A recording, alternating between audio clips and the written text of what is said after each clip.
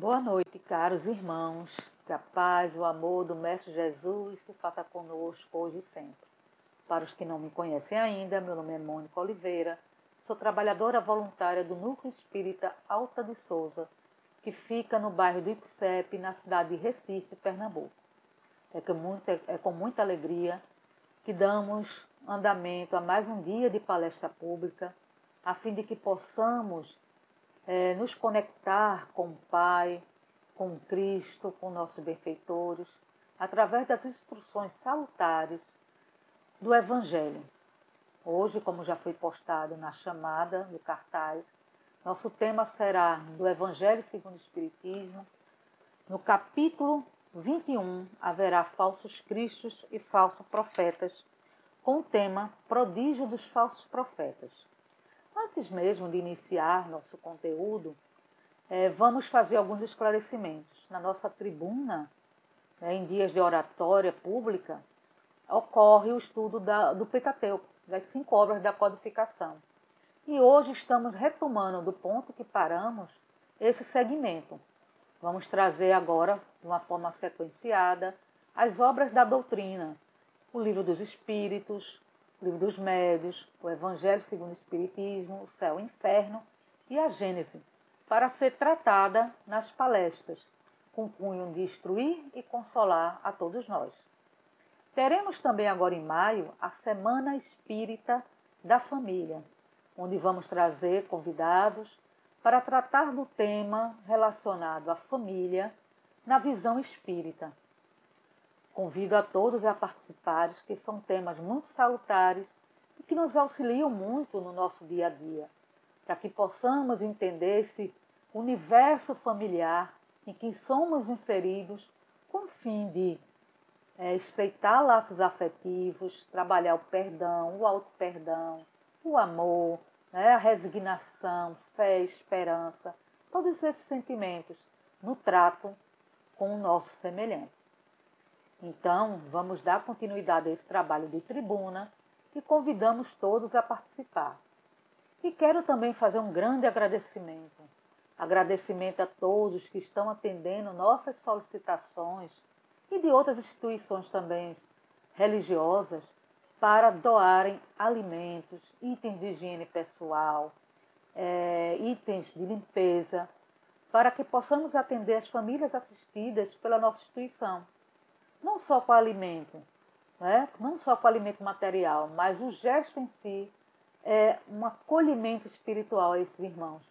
Se vocês pudessem escutar os relatos dele, quando nós entramos em contato informando que tem uma cesta de alimento, material de limpeza e de higiene, o sentimento de gratidão, de alegria deles não tem preço que pague. Não tem preço, meus irmãos. Só traz contentamento, satisfação, e sintam-se vocês também que colaboraram de alguma forma, felizes também, porque esse sentimento chega a quem fez a doação também. Quem não pode fazer doação material, mas fez doação de prece, orou para aqueles que podiam colaborar, colaborassem, as preces foram ouvidas também. Nós conseguimos, hoje, no horário da tarde, distribuir quase 100 cestas básicas, material de limpeza e higiene pessoal.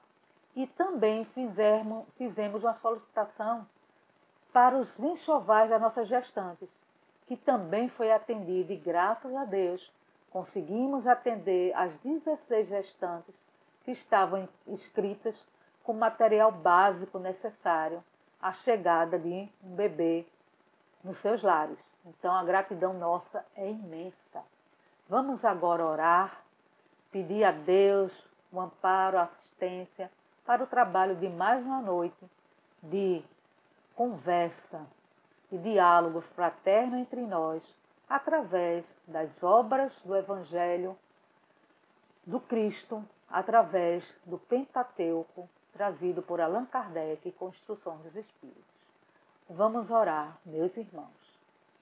Elevemos o nosso pensamento ao alto, rogando a assistência bendita do nosso Pai Maior, do nosso Mestre Jesus, da nossa irmã Alta de Souza e de toda a equipe responsável pela expansão doutrinária. Deus Pai, Te agradecemos por mais essa oportunidade de, unidos e reunidos em Teu nome, amparados pelo nosso mestre e mentora, de estarmos hoje refletindo um pouco mais sobre Teu Evangelho, sobre a nossa necessidade real de transformação moral, de buscarmos nos ensinamentos do Cristo, do nosso Messias, o farol seguro para aclarear nossas mentes, aquietar nossos corações e fazer com que nós busquemos sempre o caminho da caridade como salvação, que pratiquemos sempre o amor incondicional, que possamos sempre nos ajudar mutuamente. Que Tua paz, que Tua luz se faça conosco, hoje, agora e sempre. Graças a Deus. Dando início ao nosso conteúdo programado, que está no Evangelho segundo o Espiritismo, trazido por Allan Kardec, o capítulo Prodígio dos Falsos Profetas. Então eu vou ler um trechinho, está no item 5 do capítulo, e do tema. Levantar-se-ão falsos cristos e falsos profetas, que farão grandes prodígios e coisas de espantar, a ponto de seduzir os próprios escolhidos. Estas palavras dão um verdadeiro sentido do termo prodígio. Na acepção teológica, os prodígios e os milagres são fenômenos excepcionais, fora das leis da natureza, sendo estas exclusivamente obra de Deus. Pode Ele, sem dúvida, derrogá-las, se lhes apraz. O simples bom senso, porém, diz que não é possível haja Ele dado a seres inferiores o perverso um poder igual ao seu, nem ainda menos o direito de desfazer o que ele tenha feito. Semelhante princípio não pode Jesus ter consagrado. Se, portanto, de acordo com o sentido que se atribui a essas palavras, o espírito do mal tem o poder de fazer prodígios tais que os próprios escolhidos se deixem enganar. O resultado seria que, podendo fazer o que Deus faz, os prodígios e os milagres não são privilégios exclusivos dos enviados de Deus e nada provam, pois que nada distingue os milagres dos santos dos milagres do demônio. Necessário, então, se torna procurar um sentido mais racional para aquelas palavras. Então, aqui no Evangelho, nessa introdução desse conteúdo, nós vamos ver que os prodígios são fenômenos. E aí nós vamos nos reportar ao Livro dos Médiuns, na questão de que todos nós somos médiuns, num grau menor ou maior. Alguns com uma abrangência maior na capacidade de produzi-los, outros menores. Uns captando através da mediunidade não latente, não expansiva ainda, a relação com seus protetores, através da prece, da oração, não só com os protetores, mas com os bons espíritos, com Deus, com Jesus, nas suas orações, nos seus momentos de reflexão. Já aqueles que têm a mediunidade mais ostensiva têm a capacidade de produzir alguns fenômenos.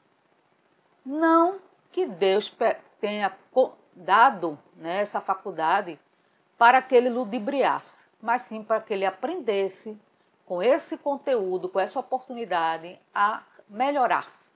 Esse é o papel do médium. Aqueles médiuns que vêm com a faculdade ostensiva têm um papel de responsabilidade moral consigo mesmo, na sua autotransformação.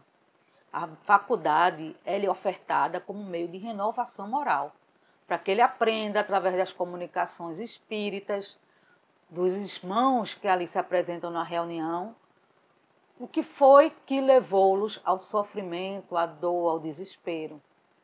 E perceber que ainda alimenta alguns pensamentos, algumas ações daquele mesmo modo que aquele irmão tinha, que o levou a uma situação de sofrimento e de dor além túmulo. Então, a necessidade do médium é de renovação moral.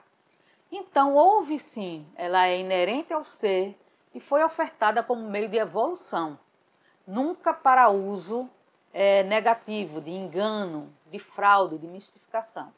Então, antes do Cristo, houve muitos profetas, inclusive aqueles que profetizaram sua vinda. No tema anterior a esse, fala justamente da missão dos profetas.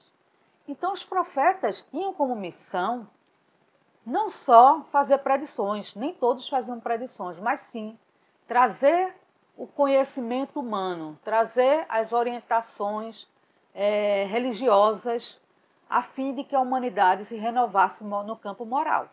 Então, eles traziam conhecimento, né, de geração em geração, para que todos tomassem conhecimento da necessidade de renovação íntima de todos nós.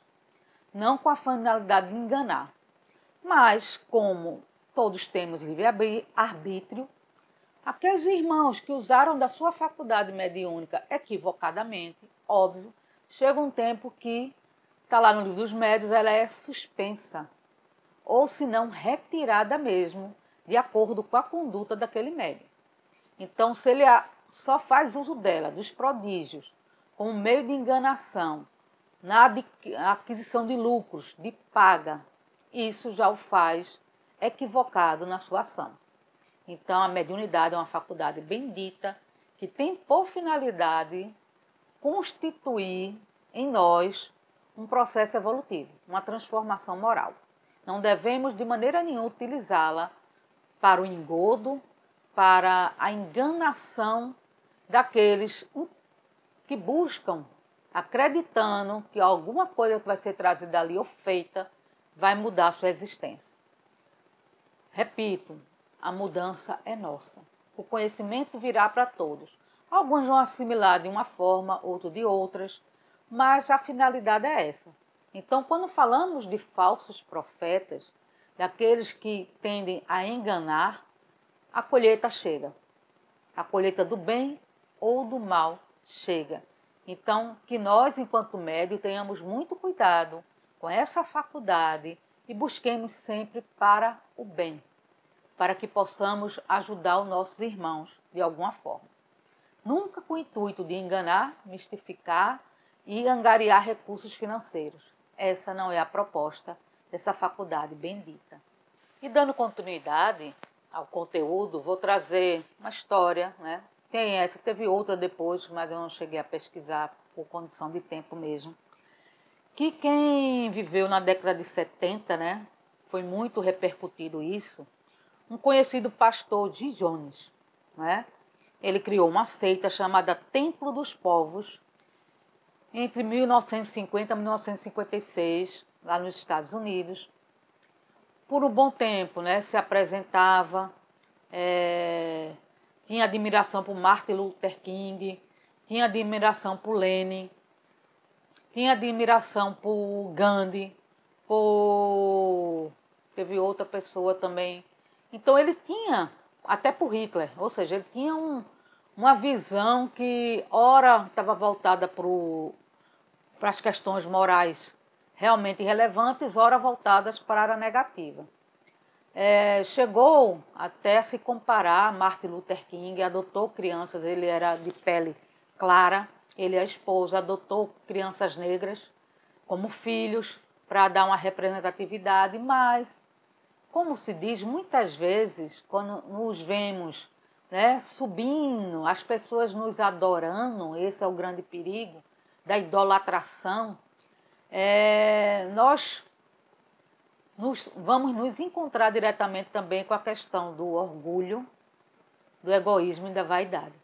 Então, esse irmão, ao longo do tempo, formou uma grande seita, acabou vindo para a Guiana, né, aqui na América do Sul, e na região que tem a Amazônia também como parte do território, próximo à Venezuela também.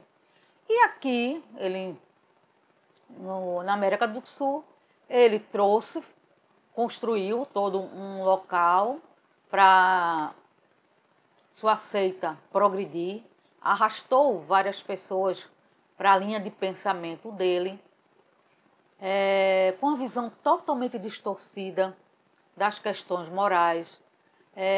Lá quando saiu dos Estados Unidos, ficaram alguns relatos de alguns seguidores que notificaram abuso sexual, extorsão, até mortes. Então, o nosso irmão tinha uma visão totalmente equivocada, provavelmente estava sendo assistido por espíritos inferiores que comungavam do seu orgulho e da sua vaidade.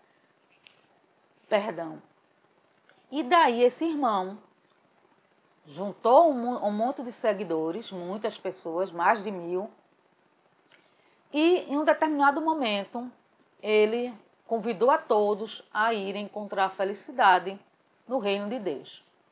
Só que é um preço muito alto, né? Essa felicidade, essa busca, todos teriam que fazer um suicídio coletivo. Veja o comprometimento dessas pessoas, desse irmão que levou isso adiante. Então, no ano de 1977, o congressista americano, diante de relatos, depoimentos, de acusações foram levadas a ele ainda nos Estados Unidos, foi até lá, veio até aqui, América do Sul, ao seu tempo, tirar satisfações com Jim Jones. Inclusive, alguns adeptos que quisessem sair da seita teriam como sair com ele ali. Alguns se pronunciaram e no desejo de sair. Eles não viam mais o caminho, religioso daquela cena, daquela construção ali. E decidiram seguir com o congressista e alguns outros que vieram com ele para acompanhar toda essa situação. O que acontece quando o congressista está saindo do local? Ele tinha homens armados ali no ambiente para fazer a guarda do local e atirou no congressista e nos demais. Então, homicídio dessas pessoas para que não levasse adiante para os Estados Unidos os relatos que as pessoas estavam saindo de lá e procurasse de alguma forma intervir naquele grupo que estava girando já se tornava um campo de fanatismo. Vamos lembrar sempre, sempre, nós, criaturas humanas, estamos nesse orbe de expiação e prova para resgate. Somos espíritos ainda não evoluídos em nossa maioria e não devemos idolatrar qualquer pessoa humana. Olha, nem Madre Teresa de Calcutá, nem Irmã Dulce, nem Gandhi, nem Luther King, nem outras personalidades que atuaram de forma benéfica à humanidade. Devemos sim admiração, respeito pelo esforço, pela proposta, pelo empenho em se tornar criaturas melhores, mas idolatrar é um perigo, porque caímos nesse erro de chegar ao ponto de não conseguirmos separar o positivo do negativo. O negativo é trazido de forma tão misturada, conceitos tão equivocados dentro de conceitos e palavras coerentes, que a pessoa se deixa enganar. Então, Mestre, Messias aqui para nós, só Jesus. Os demais foram colaboradores, são espíritos elevados, que deram prova do que fazia com, primeiro passo, renunciando dinheiro, renunciando qualquer coisa do mundo e buscando um recurso, sim, todo para doar, se isentando do uso desses recursos, levando uma vida simples, humilde e dedicada ao próximo. Então, são espíritos que devemos admirar, idolatrar, não. Então, quando chegou o ano de 1978, esse irmão preparou um chá com cianureto para fazer o processo de transferência de todos esses irmãos do plano material para o plano espiritual, onde lá encontrariam a felicidade. E fizeram uma fila e foram primeiro ingerir as crianças e depois os adultos. E que quem se negava a beber era coagido. Alguns conseguiram se esconder e o que fizeram? Ficaram escondidos e até os próprios soldados do local ingeriram também. E por fim, de Jones bota uma cadeira à margem da praia e se suicida. Né? Então, esses irmãos que conseguiram sobreviver porque se esconderam é que trazem esse relato e veio à tona, inclusive virou filme. Então, é muito cuidado para todos nós quando nos deparamos com pessoas, com promessas mirabolantes, com questões de salvação, né? Seja de que circunstância seja ela material, moral, religiosa, porque o engodo vem dessa maneira. Então é algo que devemos ter muita cautela quando esses irmãos se apresentam no nosso meio, com promessas, né, que fogem à realidade, com atitudes muitas vezes que vão totalmente de encontro às propostas que o Cristo nos trouxe. Basta lá olhar o Sermão do Monte, basta entender a frase, ama teu próximo como eu vos amei. Então, muitas vezes, pela necessidade, né, que nós temos emocional de encontrar um libertador, de encontrar alguém que nos guie, vamos nos deparar com pessoas que trazem essa proposta, muitas vezes de forma mentirosa, enganosa, e nos deixamos envolver. Então vem um alerta da obra para que tenhamos cuidado com falsos cristos e falsos profetas. Quando vir numa entrelinha de seu comentário, de suas falas, algo que vá de encontro ao que Jesus nos pregou, ao que Jesus nos trouxe o seu evangelho, é hora de parar, analisar e termos grande cuidado. Cautela para que não adentremos com a fragilidade emocional do momento em situação que venha nos comprometer muito mais. Então, nesse exemplo, fica a nossa observação. Vamos abrir nossas mentes, abrir nossos olhos, abrir nossos ouvidos para termos realmente entendimento de quem é nosso Messias, o cuidado com esses profetas que surgem. Não vamos, com isso aqui falando, condená-los, desejar mal, não é esse o intuito. O intuito é que observemos com cautela o conteúdo, analisemos mediante os ensinamentos cristãos e que possamos orar por esses irmãos para que eles caiam em si, entendam que ali eles não estão trazendo um conteúdo salutar e benéfico que ajude os seus irmãos. É essa a proposta do Evangelho. Sempre instruir, clarear conteúdos para que possamos entender e não fazer julgamento, e sim ter a indulgência necessária com aquele que ainda não se melhorou, que ainda não encontrou o caminho salutar. Essa é a proposta do nosso Evangelho. E assim, continuando com o conteúdo do Evangelho, no seu último parágrafo, uma frase final é bem interessante. O fato de operar o que certas pessoas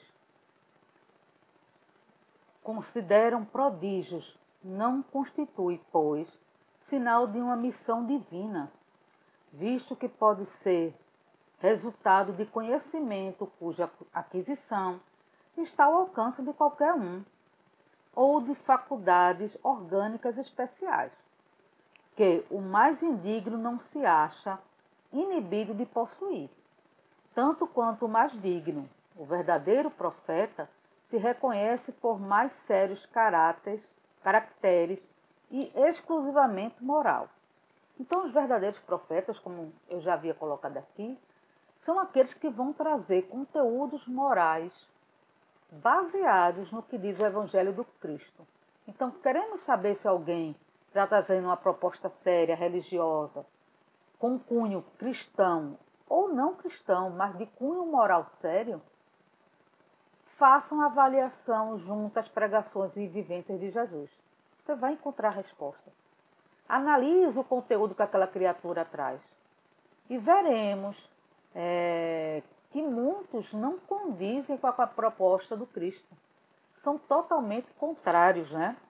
Então, sempre fazer esse alerta de que façamos a análise coerente com base no que a doutrina nos orienta, de forma segura, nas obras realmente sérias, que há, infelizmente, muitas obras por aí de conteúdo totalmente desprovido de orientação salutar do Evangelho do Cristo, e que teremos que ter muita cautela quando fizermos a leitura de qualquer obra que se diga cristã espírita. Então, vamos dando continuidade com essa obra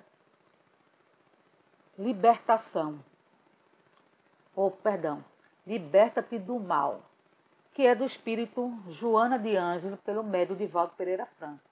E no capítulo, Pelas Trilhas de Jesus, ela vai trazer o seguinte, que a maquiagem da ilusão não consegue ocultar a realidade pessoal. E é fato, meus irmãos, é muito forte essa frase. Nós, muitas vezes, nos permitimos nos maquiar com a ilusão, não é? E ocultamos a nossa realidade pessoal. É fato que, se eu chegar na tribuna do Alta de Souza e chegar inicialmente dizendo: meu irmão ou minha irmã, você que está passando por problemas financeiros, problemas familiares, amorosos, por situações conflitantes, problemas com filho, com filha, eu vim aqui trazer a palavra de Jesus que vai ser a sua salvação. E daí eu vou narrando quem é que não está passando por um problema difícil, quem é que não tem um marido, uma esposa difícil, que não tem um filho problema, que não está passando por uma situação financeira. Então, quando eu falo isso, eu vou atingindo a todos que estão ali no salão. E, de certa forma, eu vou passando para eles, ela sabe o que eu estou precisando. Foi Deus que a intuiu e ela vai trazer aqui a mensagem que vai me ajudar. Mas, em algumas pessoas que têm um dom da palavra, da oratória, eles utilizam desse mecanismo para desviar para outros caminhos. Os caminhos de colheita de recursos financeiros. Jesus não quer o nosso dinheiro com esse fim. Jesus não quer templos faraônicos. Jesus não quer beleza material. Tanto é que a Casa do Caminho, que ele pediu para Pedro instituir e fundar para atender aos necessitados, era um local simples, com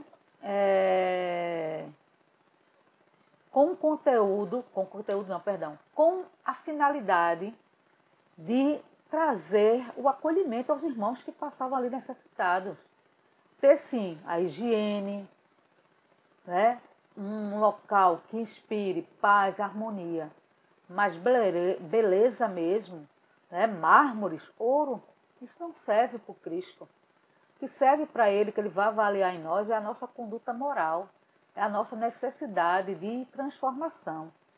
E Joana continua. É tão fácil, no entanto, seguir pela trilha percorrida por Jesus.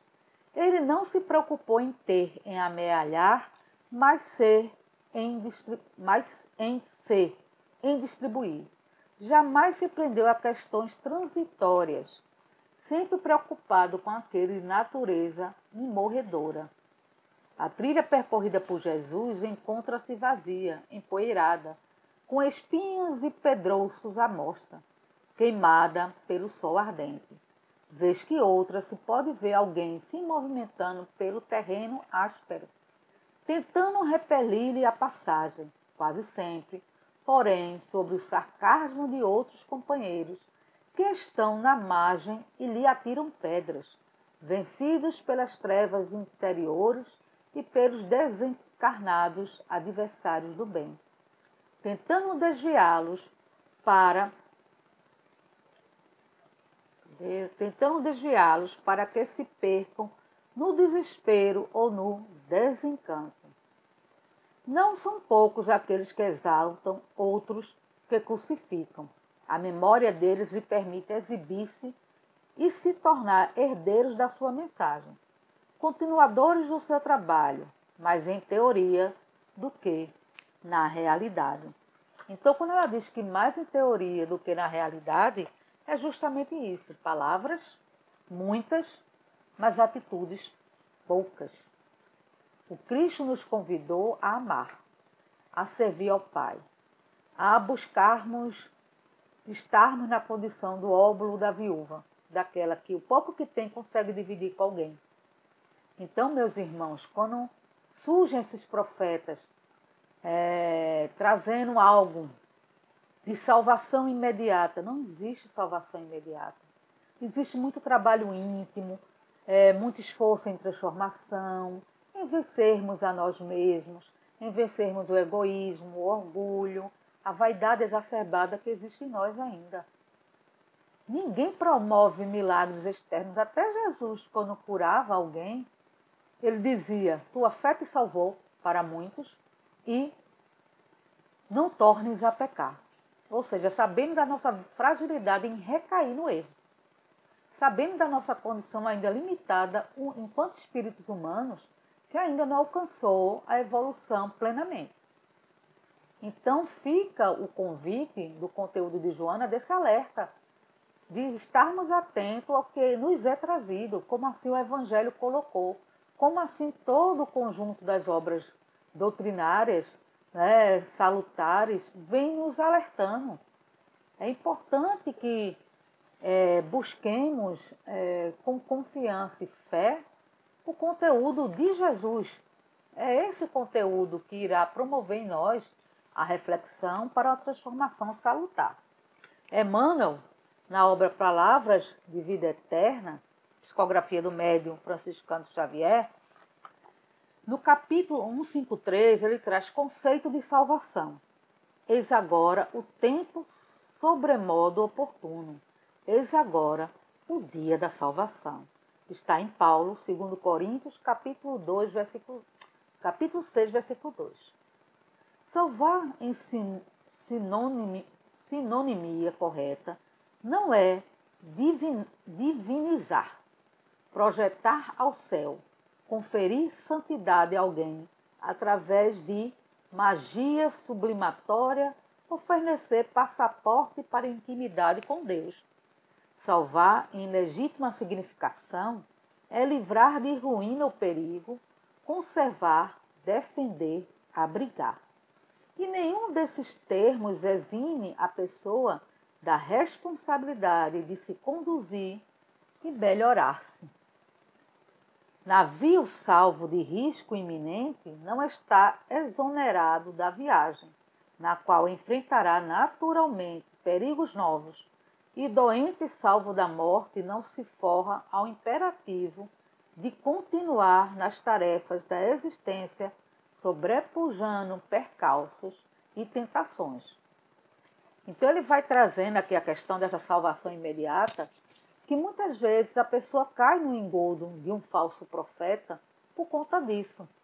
Está passando por aflição, por dificuldade e se vê diante de alguém que diz que tem todos os meios de fazer com que esse sofrimento, essa dor, essa dificuldade se encerre e ela só tenha proventos, é bem fácil a pessoa cair. E assim continua Emmanuel. O Evangelho não deixa dúvida quanto a isso. Pedro, salvo da indecisão, é impelido a sustentar-se em trabalho até a senectude das forças físicas. Paulo, salvo da crueldade, é constrangido a esforço máximo, na própria renovação, até o último sacrifício. Se experimentas o coração chamado à verdade pela doutrina espírita, compreendamos que a salvação terá efetivamente chegado até nós.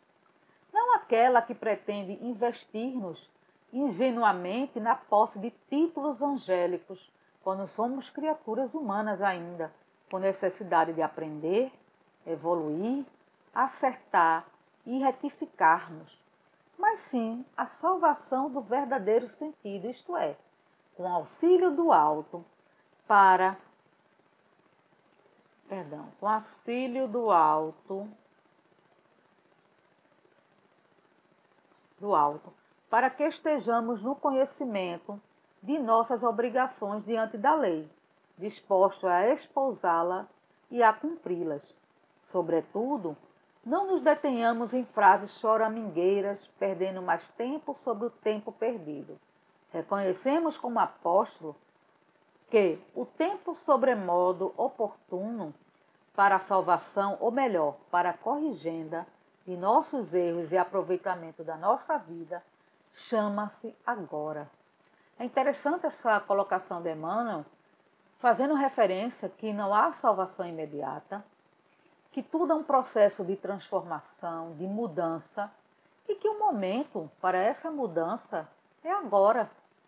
É nesse exato momento em que estamos vivendo uma situação, né, de pandemia, que estamos sendo convidados a refletir, a sermos mais fraternos, humanos uns com os outros, entendendo que o que afeta meu irmão na Europa, né, na Ásia, na África, na América do Norte, me afeta também.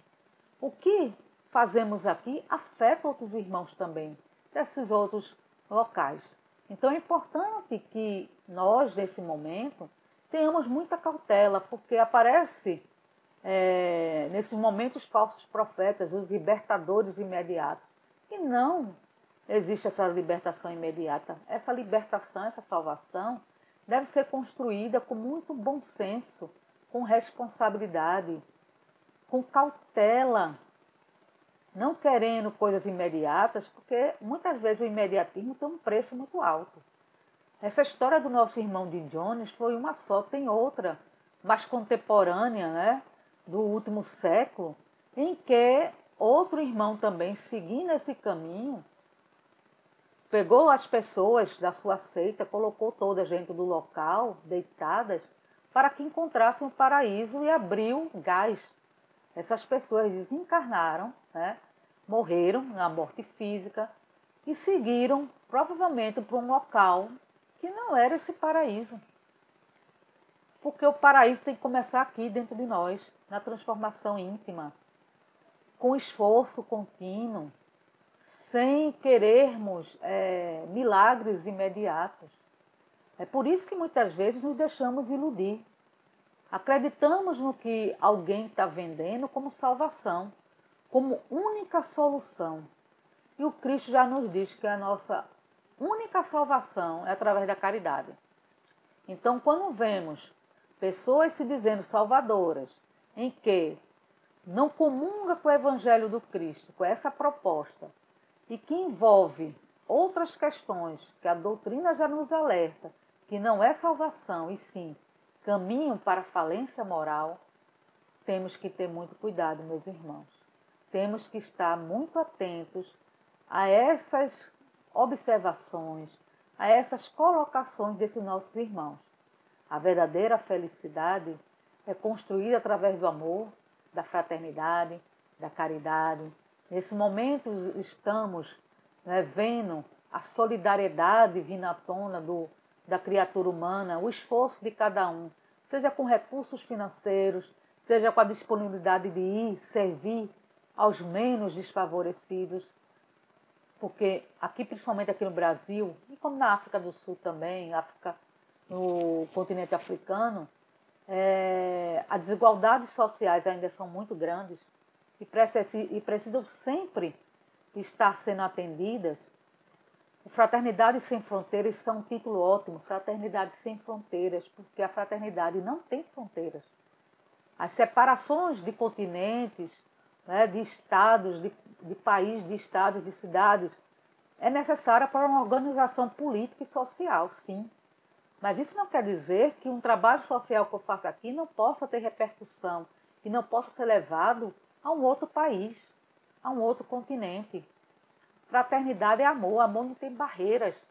Belíssimo trabalho do Wagner com Fraternidade Sem Fronteira. Belíssimo trabalho que a Zilda Arnes fez também, quando o Haiti teve aquele terremoto, né, que foi uma situação trágica. Ela foi para lá enquanto criatura humana auxiliar e lá faleceu por conta de outro terremoto, veio a óbito. Mas cumpriu seu trabalho humanitário. Quantos não fizeram isso? Então o convite fica para todos nós. O verdadeiro profeta é aquele que nos convida a amar a nossos irmãos, como Jesus nos amou. É aquele que nos convida a nos desfazermos de bens que muitas vezes temos, como roupas, alimentos, muitas vezes em excesso, que muitas vezes não vamos nem usar, vamos bater lá na gaveta, depois nos nossos armários, e ver que aquilo nunca foi usado. Doe, ajude, façamos nossa parte de humanos, olhemos para o nosso semelhante com amor, mesmo que ele seja falho, errado, porque disse o Mestre que veio para os doentes, não veio para os sãos. O nosso orbe está passando por essa transformação, essa transição planetária para mundo de regeneração e nos convida a essa transformação moral, para que possamos dar continuidade à nossa evolução nesse mesmo orbe, sem precisar mudar para outro, para aprendermos, assim como os capelinos, né, os exilados de capela, a necessidade de transformação moral, não só intelectual. A intelectual faz parte da nossa evolução, mas a moral, que é envolta pelo amor, tem um poder muito maior. Então devemos seguir com as duas asas planando para a felicidade, a asa da moral, do amor e a asa da intelectualidade. Então, meus irmãos, nós estamos sendo convidados a um trabalho íntimo de restabelecimento das nossas convicções, de observação da criatura humana. Estamos recebendo o chamado da fraternidade universal, que possamos todos nós, enquanto criaturas humanas, enquanto alguns de nós médios, temos muito cuidado com o que trazemos à tona com mensagens inadequadas ao período, em que não ajudam em nada. Possamos sim trazer sempre o reforço do Evangelho do Cristo, dos seus ensinamentos salutares e de toda a gama de vivência fraterna que Ele nos deixou.